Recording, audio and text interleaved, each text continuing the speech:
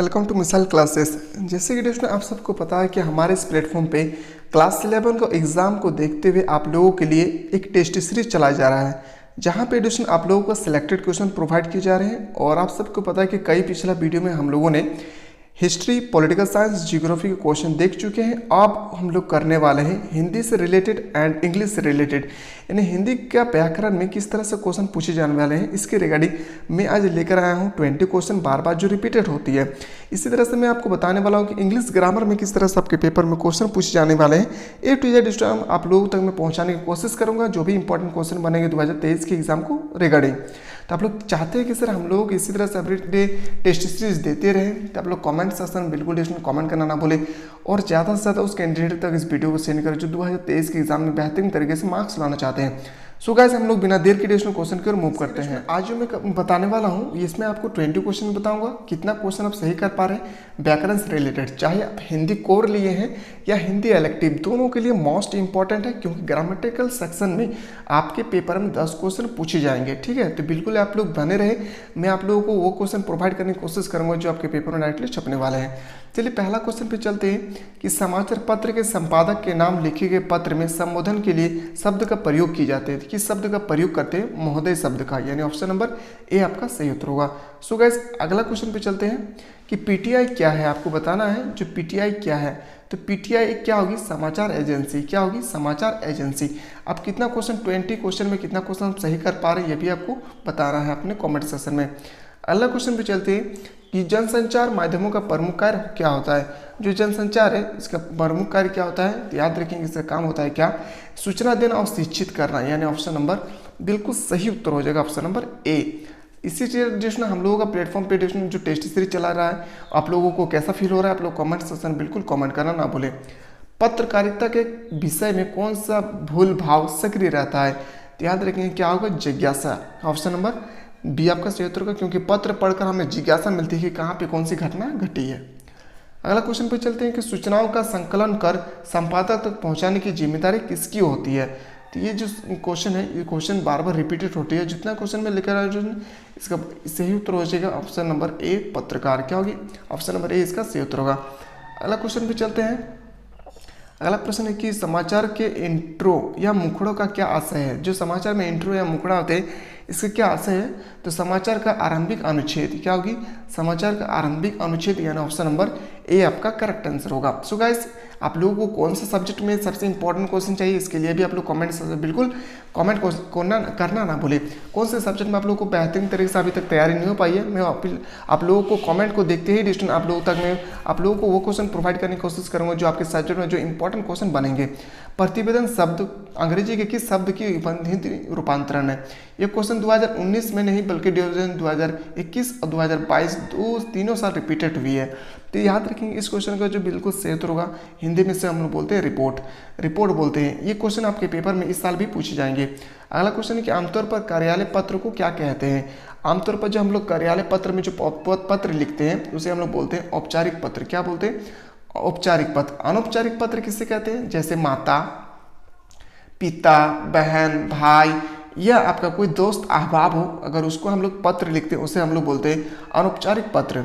अगला क्वेश्चन पे चलते हैं। अगला जो क्वेश्चन है ये उतना इंपॉर्टेंट नहीं है। अगला क्वेश्चन पे चलते हैं। नेक्स्ट क्वेश्चन है जो भी इंपॉर्टेंट क्वेश्चन बनेंगे मैं आप लोगों को तो वो क्वेश्चन प्रोवाइड करने की कोशिश करूंगा। ठीक है, विचारकों के आदान प्रदान की सबसे प्राचीनतम शैली कौन सी है?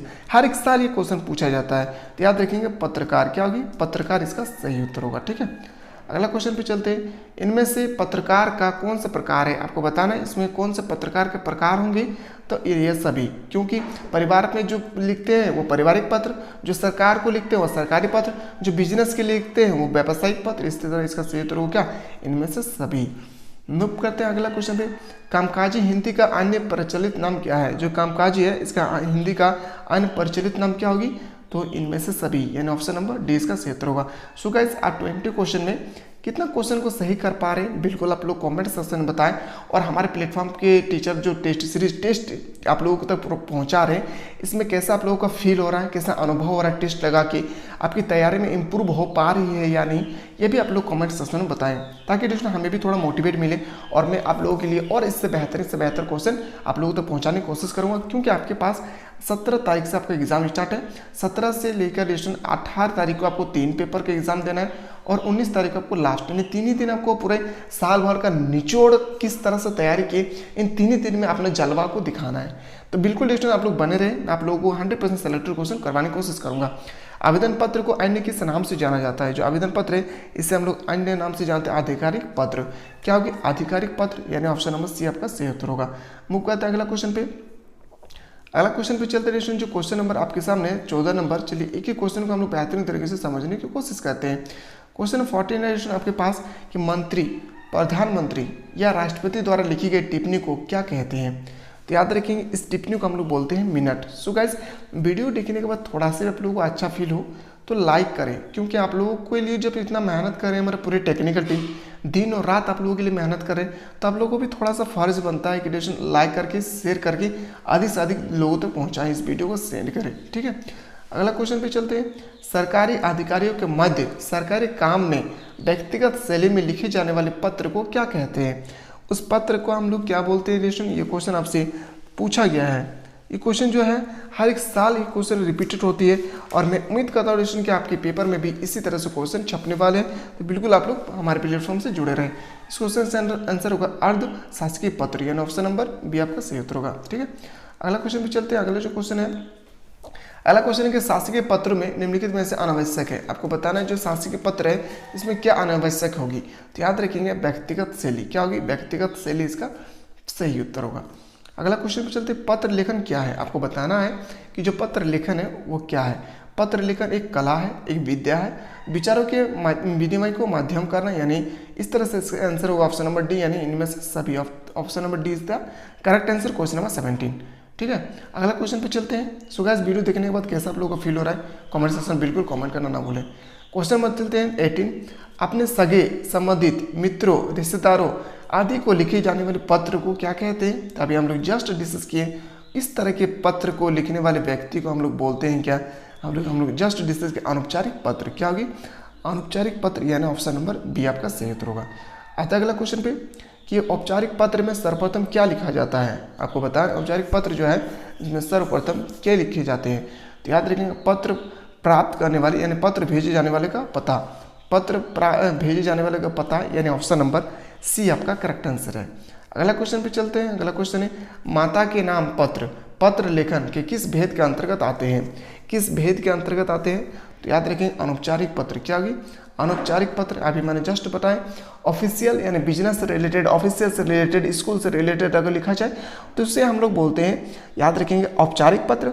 माता, भाई, बहन, पिता या दोस्त, अहबाब को लिखे जाते हैं उसे हम लोग बोलते हैं अनौपचारिक पत्र। चलिए आज का लास्ट क्वेश्चन पे देखते हैं, फिर हम लोग मिलेंगे एक नया वीडियो में। स्टूडेंट, शिकायती पत्र पत्र लेखन के किस भेद के अंतर्गत आते हैं? जो शिकायती पत्र है वो औपचारिक पत्र में आते हैं। किसमें आते हैं? औपचारिक पत्र, यानी ऑप्शन नंबर बिल्कुल सही उत्तर होगा 20।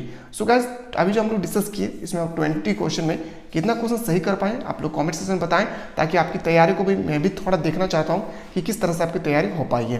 तो इसी तरह जिस हमारे प्लेटफॉर्म से जुड़े रहे, मैं उम्मीद करता हूँ आप लोगों तक हमारे प्लेटफॉर्म का टारगेट है, आप लोगों तक मैं वो क्वेश्चन पहुँचाने की कोशिश करूँगा जो आपके पेपर में डायरेक्टली छपने वाले हैं। तो चलिए एक नया वीडियो मिलते हैं, तब तक के लिए जय हिंद, जय भारत, वंदे मातरम।